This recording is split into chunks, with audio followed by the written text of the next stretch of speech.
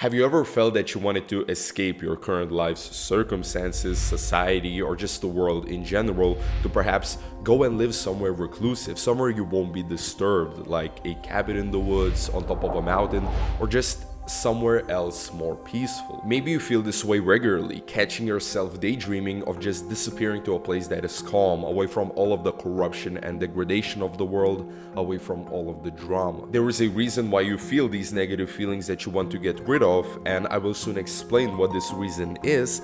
But I think that you already know deep down what I'm talking about. The feeling of wanting to escape, disconnect, disappear, and start fresh is more common than you think, but the reason why should be looked at more deeply. What if I told you that there is a way to escape the anxiety and stress of the modern world without needing to sacrifice everything in our life in order to just physically escape someplace else?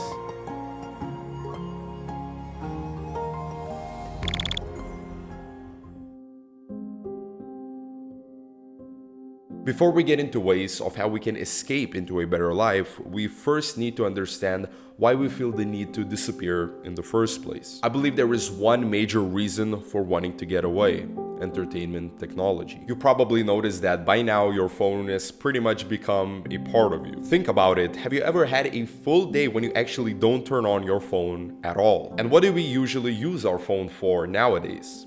Social media. On paper, social media is supposed to be a tool for communicating with other people, either through instant messaging or calling, to connect with other people in a way that just wouldn't be possible without this technology. However, do we actually use social media in this way the most? I don't think so. Most of our time spent on Instagram, Facebook, Twitter, and so on is pretty much just sharing photos, memes, videos, and so on, and just looking at other people's profiles, comparing ourselves to them, and worrying how our online profile appears. Actually communicating with others now seems like a second function of social media, and that is a problem. We spend so much time just mindlessly scrolling and comparing ourselves with others that it truly takes a toll on our mental health and motivational levels. But why?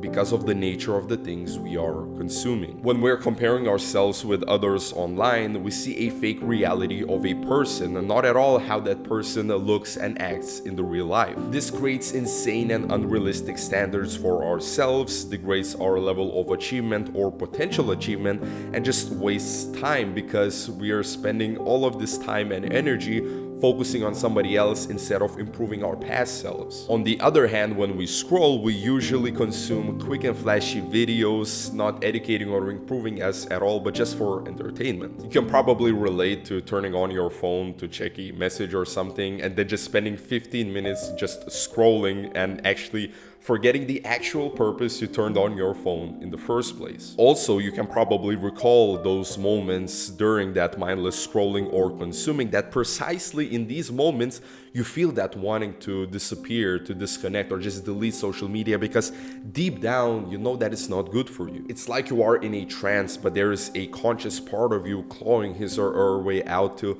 experience life and not this fake reality. There are other similar entertainment technology things that are just as bad for you as social media. Things like video games, pornography, movies and TV shows, YouTube videos, and so on. These things, when also mindlessly consumed, ruin the quality of our lives and subconsciously makes us question our current state of being, as the things we're experiencing are actually just simulations, and that is precisely what creates this feeling of wanting to escape. But can we actually escape? It seems like these things have a strong grip on us, and as I mentioned, they're pretty much a part of us now. Fortunately, I think we can get away from all of this, but the extent you or somebody else would be willing to go will vary between individuals. The things that I'm about to mention here will decrease your use of social media and other entertainment technology, and in that way will let you escape into a more healthy life. First, you should become more conscious of your consumption of online entertainment. I think it's okay to engage in entertainment once you are done with your responsibilities and not spending a lot of your time consuming, but what is not okay is to mindlessly consume. Try to catch yourself whenever you check your phone for a specific thing and then just spend time scrolling, or perhaps when you need to do some responsibilities and you just say to yourself, oh no, one more episode or one more game. Second thing that goes hand in hand with becoming more conscious is to use technology more as a tool and less for entertainment. Technology is great for planning, for working and sharing your work, for searching for information and learning. If you use technology in this way, it can actually elevate your improvement in whichever area you want to improve. Begin checking your phone or turning on your computer with the thought, what will I be using it for? When it comes to social media, a good way to look at it more as a tool and less as entertainment is to delete most of your photos from your profile or refrain from uploading more. That's what I did with my Facebook. I now only have one profile photo for people to recognize me on Facebook, and that's it. I actually deleted my personal Instagram, as most of the contacts on there I have on Facebook, so it doesn't make sense to have two platforms. And also on Instagram, I would just waste time scrolling on Reels. So the key lesson is to depersonalize social media and other entertainment technology, to use it more as a tool. The third way is to quit, limit, and or replace mindless entertainment. This is where the level of willingness to disconnect will vary between people. For example, I can't delete YouTube because this is where I work, but perhaps I can limit my time watching YouTube videos. If you're not using social media directly for work, then deleting your social media will not actually impact your life negatively, and in fact can impact your life more positively. However, there is nothing wrong with using social media as a way to communicate. So perhaps,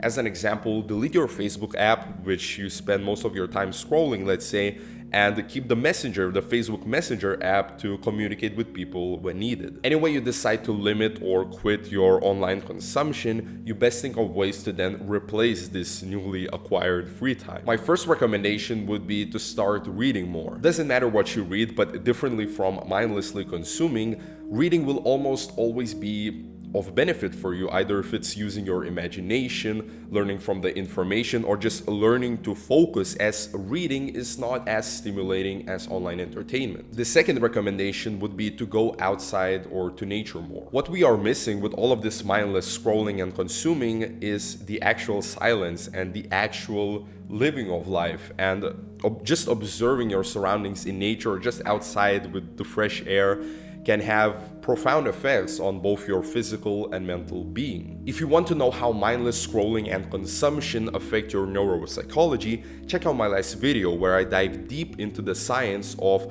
our inner motivational system of dopamine.